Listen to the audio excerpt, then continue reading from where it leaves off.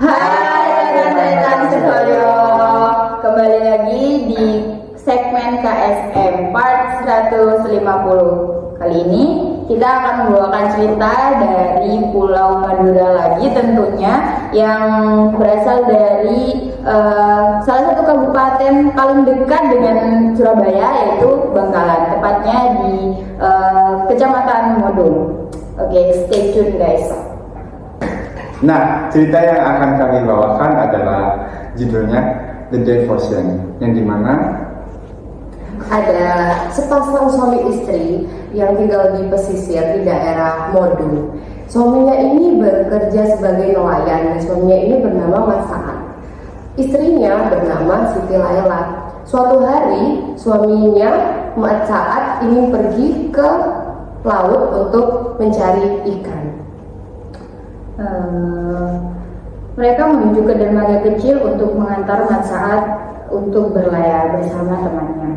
Lalu Siti, sang istri, berkata kepada suaminya, "Hati-hati ya suamiku saat mencari ikan, memastikan kamu baik-baik saja."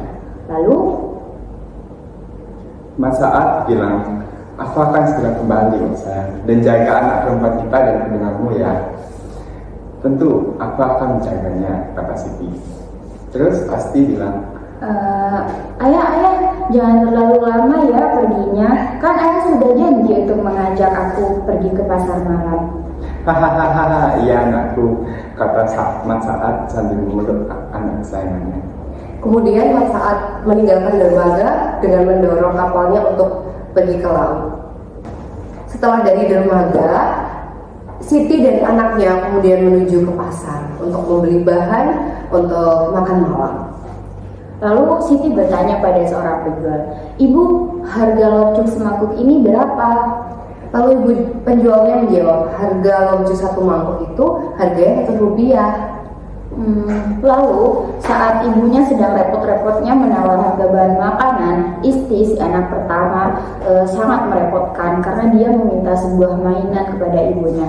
Ibu, aku pengen mainan itu," kata Isti sambil menunjuk sebuah mainan yang dia maksud. Kemudian ibunya berkata kepada Asti, "Sebentar ya sayang, ibu masih belum membayar lobcuk ini." "Oke ibu," kata Isti sambil menunjukkan raut wajah sedihnya. Tanpa Siti dan Asti ketahui, Mat dan temannya mengalami hal yang sangat buruk di tengah lautan lepas sana. Di hari kedua keberangkatan mereka, dan setelah jala dilepas untuk menangkap ikan, sebuah badai dan ombak besar menghantam kapal mereka. "Perasaanku kok tidak enak ya," kata Mat. Terus Rocky menjawab temannya, "Ternyata nggak aku doang yang merasa begitu. "Pikirku hari ini adalah hari yang berat untuk berlayar. Apa kita kembali saja ya?" pikir Mat saat itu. Tapi sebenarnya cuaca di depan kita baik-baik saja, Mat." "Aku merasa suasananya buruk. Kita angkat saja sekarang jalannya. Gimana?" tawar Mat kepada Rocky. Rocky menjawab, "Sebenarnya kita bisa pindah ke barat untuk menangkap ikan lagi. Gimana?" "Tidak," kata Mat menolak. "Lebih baik kita pulang, mengambil dan mengangkat jari kita ke kapal." Rocky menjawab, "Kalau kamu bilang begitu, ikan yang kita dapatkan hanya sedikit, Mat." Baiklah kalau menurutmu begitu." "Aku yang mengambil alih kalau begitu ya." Tiba-tiba, tanpa mereka sadari, dari arah belakang mereka, sebuah badai datang mendekat, dan ombak besar menghantam kapal mereka. Mat dan Rocky sangat ketakutan kala itu. Tapi Rocky menjawab, "Bro, tenang aja, kita lanjutkan memancing kita ke barat." "Tapi aku ragu, lihatlah badai itu, badai terbesar yang pernah aku lihat sepanjang hidupku," kata Mat ketakutan. "Tenang, kita berdoa saja kepada Yang Tuhan Maha Kuasa bahwa kita sedang dilindungi." Mat menolak dengan mengatakan, "Jangan bro, aku punya keluarga dan istriku akan melahirkan sebentar lagi." Tanpa mereka ketahui, sebuah petir dan ombak menghantam kapal mereka bertubi-tubi. Seketika, kapal mereka terpecah menjadi serpihan dan tenggelam. Di saat itu, Mat dan Rocky tentunya tidak selamat dan hembuskan napas terakhir mereka. Beralih ke Siti, 3 bulan kemudian, dia merasa dia siap untuk melahirkan anaknya kedua. "Asti, tolong ibu sayang," kata Siti kala itu. Kemudian ketika Siti bangun dari kasurnya, berusaha bangun, dia mulai menjatuhkan benda-benda yang disebutkan. Ibu, apakah ibu tidak apa-apa? Tunggu, aku akan cari bantuan keluarga, kata Asti, menangis karena khawatir dengan ibunya. Tidak perlu sayang, kita gak punya waktu lagi. Tolong ambilkan semangkuk air saja, kata Siti kala itu. Oke ibu, sebentar, kata Asti sambil menangis. 2 jam kemudian, Siti akhirnya melahirkan anak laki-laki yang ganteng sekali. Alhamdulillah ibu, adik kita cakep, kata Asti. Lalu dalam hati Siti berkata, akan kuberi dia nama Najib Saat, seperti yang disuruh suamiku. 1 tahun setelah Siti menjadi janda yang tidak tahu kabar di mana suaminya sendiri, Siti meminta bantuan ke siapapun, terutama Ibu Jum, karena dia merasa Siti memerlukan bantuan untuk hidupnya sendiri. Assalamualaikum, assalamualaikum.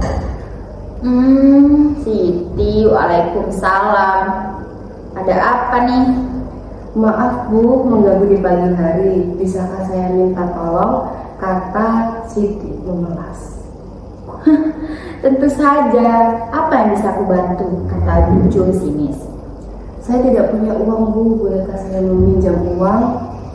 Tanya Siti kepada Ibu Jum. Oh, tentu saja. Tetapi aku punya syarat untuk itu. Iya bu, ibu boleh memotong gaji saya separuh, kata Siti meyakinkan. Ya, kamu benar sekali. Sambil meringis jahat, kata Ibu Jum. Akhirnya, Ibu Jum memberikan pinjaman dengan bunga yang sangat besar. Di sawah yang sangat terik disinari oleh matahari, Siti bekerja dengan sangat keras tanpa mengenal lelah. Siti, kamu dipanggil Tuan Burhan, cepat kamu ke sana, kata warga sekitar. Pasti itu untuk tugas yang lain, kata warga yang lain. Kok aku juga mikir gitu ya, dengan wajah yang jahat dan tersenyum yang terbahak-bahak. Kemudian Siti menemui Tuan Burhan tanpa menghiraukan kata-kata orang yang juga bekerja di sana. Apa yang bisa saya bantu Tuan? Kata Siti. Siti, kamu baik-baik saja. Wajahmu kok sangat pucat, kata Tuan. Saya baik-baik saja Tuan. Bisakah saya kembali bekerja? Tunggu sebentar, sambil memegang tangan Siti. Maaf Tuan, Tuan tidak seharusnya memegang saya sembarangan. Oh, maaf, saya nggak bermaksud apa-apa. Tapi, Siti, bukankah suamimu sudah meninggal kamu ya? Sambil menyebutkan nama. Maaf Tuan, selagi saya tidak melihat jasad suami saya tidak pernah menganggap suami saya meninggal. Dan Tuan hanya bergumam, hanya berdiri dan bergumam. Kemudian Siti tiba di sawah untuk bekerja dan menyapa semua warga yang di sana. Hai semuanya, bagaimana kabar kalian? Kata Siti. Luar biasa, terima kasih sudah bertanya, kata warga. Alhamdulillah Siti, terima kasih sebelumnya. Belum ada yang bertanya seperti itu, kata salah satu warga di sana dengan wajah yang senang. Ngomong-ngomong, Tuan Burhan di mana ya? Tanya Siti kepada mereka. Dan warga lainnya enggak, aku tidak tahu. Mungkin ada masalah dengan Ibu Jum. Kenapa kamu bertanya kepada dia dengan menunjukkan wajah yang curiga? Aku mencari dia untuk bertanya tentang masalah gajiku. Tiba-tiba Tuan Burhan datang. Hai semuanya, ada apa? Halo Tuan, kata Siti dan warga membalas sapaan Tuan Burhan dan mengangguk dengan sopan. Ini Siti Tuan, dia tadi mencari Anda 5 menit yang lalu, kata warga itu. Saya ingin berbicara dengan Anda Tuan, bisakah? Tanya Siti dengan sopan. Dan Tuan menjawab, tentu, mari kita berbincang di gubuk sana. Iya Tuan, kata Siti mengikuti tuannya. Dan Tuan Burhan dan Siti sambil berjalan, dia menuju ke tempat yang dituju Tuan. Nah, di sana itu. Begini Tuan, saya ingin membahas gaji yang Anda berikan ke saya di bulan lalu. Tunggu, apa yang baru saja kamu bilang? Bukankah kamu sudah pinjam uang ke istri saya dengan gajimu sendiri? Ya, bagaimanapun juga saya tetap dapat Rp1.000 Tuan. Oh, kasihan Siti yang miskin yang tidak punya kekasih. Kamu hanya seorang janda yang menyedihkan, kata Tuan. Maaf Tuan, tapi Anda tidak menjawab pertanyaan saya. bagaimana uang yang saya tanyakan tadi? Tanya Siti. Siti, kamu tahu, kamu nggak usah pikirin uang jika kamu ingin menjadi istri yang saya. Yang keempat, kamu akan punya banyak uang, perhiasan, dan menjadi orang yang dihargai. Maaf Tuan, sekali lagi saya tidak perlu menjawab Anda Pikirkan tentang kebahagiaanmu, anak-anakmu, semuanya. Saya pikir saya perlu kembali bekerja. Ini sudah keterlaluan. Mungkin aku harus berbicara kepada Ibu Jum tentang ini. Permisi Tuan. Lalu Tuan Burhan meninggalkan Siti dengan wajah yang bersungut-sungut dan penuh kemarahan. Siti pulang ke rumah dan bertemu lagi dengan Zakaria. Hai kamu lagi, gimana hari ini? Kata Zakaria. Tidak baik-baik saja, Zak. Ada apa? Kamu bisa bilang padaku. Enggak, aku hanya bingung. Apa yang membuat kamu bingung, Siti? Terima kasih, tapi kamu tidak perlu khawatir. Aku bisa mengatasinya. Permisi. Tunggu sambil menjawab Siti. Kamu jangan menghadapi sendirian. Jika kamu ada masalah, tinggal bilang aku. Siapa tahu bisa kita perbaiki bersama. Tolong lepaskan tanganku. Jangan sentuh aku sembarangan, kata Siti sembari pergi. Oh, maaf, aku tidak bermaksud kasar. Aku tahu dan terima kasih sudah peduli. Sekali lagi, aku bisa mengatasinya sendiri. Kemudian Siti langsung berjalan sendiri ke rumahnya untuk beristirahat. Di dalam tidurnya, Siti bermimpi bertemu dengan seseorang yang sangat mirip dengan suaminya. Dan Siti mendekati sosok itu dan ternyata benar itu adalah suaminya, Mat Saat. Siti, oh sayangku, aku sungguh merindukanmu. Aku sudah menunggumu selama ini. Suamiku, aku sangat merindu kamu. Aku sudah menunggumu selama ini. Istriku, kamu tahu kan aku sangat mencintaimu dan keluarga kita. Tapi kamu harus melepaskan aku. Enggak, kamu mau kemana?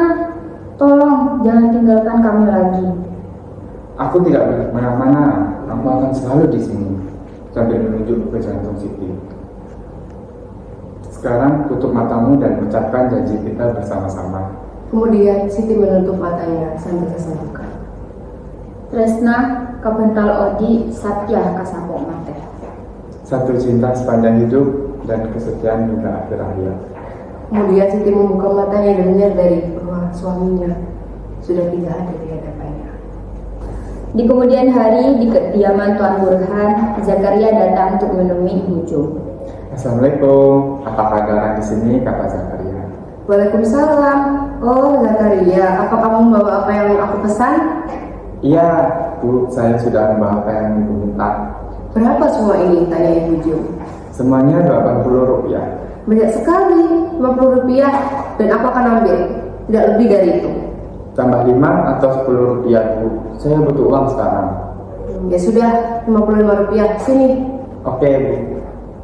Lalu Ibu Jum masuk untuk mengambil uang untuk Zakaria. Kemudian datanglah Tuan Burhan yang habis dari keluar mencari angin. Lalu Pak Burhan mengajak Zakaria ngobrol. Oh, pemuda yang miskin itu, gimana kabarmu? Sudah lama tidak bertemu, kata Tuan Burhan. Saya baik, Tuan, sambil membuka wajahnya. Oh, gimana kehidupan asmaramu? Apakah sudah ada seseorang yang ingin kamu lamar? Terus, berapa pendapatan dari hasil kayu bakarmu ini? Pasti tidak cukup untuk membiayai keluargamu sendiri, ya kan? Kamu tahu kan, laki-laki harus punya keuangan yang stabil untuk kehormatan dan untuk perempuannya, kata Tuan. Oh ya, kelihatannya ada seseorang yang sudah menunggumu. Siti, jandanya Mat Saat itu. Zakaria mulai naik pitam ketika dia mendengar nama Siti. Iya, Tuan, kata Zakaria. Zakaria, aku punya rahasia, kata Tuan itu. Aku punya rencana kalau aku hendak menikahi Siti sebagai istri keempatku. Dia berbisik di telinga Zakaria. Kemudian Ibu Jum muncul dari pintu rumahnya. Zakaria, ini uangmu, kata Ibu Jum. Terima kasih, Ibu. Saya permisi. Zakaria meninggalkan rumah Ibu Jum dengan wajah yang tersulut api karena emosi. Lalu, Ibu Jum datang ke rumah Siti untuk menagih uang Siti dengan membawa centengan. Siti, buka pintunya, kata Ibu Jum sambil mengetuk pintu rumah Siti dengan sangat keras. Ada apa ya, Bu? Hah, jangan berlewat tidak tahu ya. Sekarang aku ingin uang yang sudah kamu hutang kembali. Tapi Bu, bukannya hutang saya sudah dipotong dari gaji saya? Enggak. Aku ingin kamu bayar hutangmu dan bunganya. Ibu tidak bercanda kan? Siti terkejut dan matanya melotot. Benar-benar janda miskin, kata Ibu Jum. Saya minta maaf Bu, besok saya akan membayarnya dengan lunas. Tidak, aku mau sekarang. Jika kamu nggak membayar sekarang, akan ku ambil semua barang-barang yang ada di rumah ibu. Tapi Bu, saya memang tidak mempunyai uang sebanyak itu. Ya saya nggak peduli. Pinggir, aku ambil semua barangmu. Dan Siti bingung dan ketakutan kondisi saat itu. Asti juga ketakutan dan bertanya pada ibunya. Ada apa ini Bu? Apa yang mau mereka lakukan? Kata Asti. Lalu, minggir kau anak kecil, kata centeng Ibu Jum. Kata Asti, Ibu, apa yang terjadi? Sambil menangis. Tidak sayang, sudah kamu masuk lagi ke kamar. Ibu, tolong beri saya kesempatan. Saya berjanji akan membalikan uang ibu sesegera mungkin. Dan jangan melakukan hal seperti ini. Diam kamu, aku sudah muak mendengar ocehanmu, kata Ibu Jum. Tiba-tiba Zakaria datang dari entah berantah seperti pahlawan yang ingin menyelamatkan rakyatnya. Ada apa ini Siti? Kata Zakaria. Lalu Siti berkata, mereka ingin mengambil barang-barang yang ada di rumah ini, Zakaria, karena aku tidak mampu membayar Bujum saat ini juga. Padahal aku sudah membayarnya dengan memotong gajiku. Sudahlah, ini bukan urusanmu Zakaria. Aku ingin uangku kembali, kata Ibu Jum. Semua furnitur yang ada di rumah Siti sudah dibawa oleh Ibu Jum bersama centengnya. Lalu dia pergi. Percekcokan itu menyulut pertarungan antara Tuan Burhan dan Zakaria. Lalu Tuan Burhan bilang kepada Zakaria, diam, aku bilang diam. Kenapa kamu ngurusi urusan ini? Oh, kamu suka Siti juga kan? Juga? Apa maksudmu? Tanya Ibu Jum. Tidak sayang, bukan begitu maksudnya. Oh, kamu Zakaria, bajingan kamu. Persetan Anda yang bajingan, membahas pukulan Tuan Burhan dengan mengeluarkan celurit. Oh tidak, apa yang akan kamu lakukan? Semuanya berhenti, kata Siti. Asti, panggil warga-warga untuk menghentikan mereka. Tuan Burhan dan Zakaria bertengkar dengan senjata masing-masing yang ada di tangan mereka. Berhenti! Ketika melawan mereka, Siti terkena tusukan senjata tajam itu mengenai perutnya. Tidak, Ibu! Asti lari terengah-engah menuju ibunya. Ibu kenapa? Sayangku, tolong jaga diri kamu, kata Siti di saat-saat akhirnya. Dan Siti pun meninggal. Oke, jadi akhirnya Siti meninggal dunia dan warga di sana percaya bahwa Siti adalah seorang perempuan, seorang ibu, dan seorang janda yang baik dan setia kepada suami dan keluarganya. Jadi dari sini kita bisa ambil hikmahnya ya teman-teman, bahwa kita tidak boleh menjudge seseorang dari status sosialnya. Oke, gitu aja ya teman-teman. Terima kasih yang sudah menonton. Jangan lupa Like, comment, and subscribe, dan ingat segmen KSM selalu tayang setiap Senin dan Selasa malam pukul 18.00 WIB. Oke, gitu aja. Bye bye. See you next time. Bye.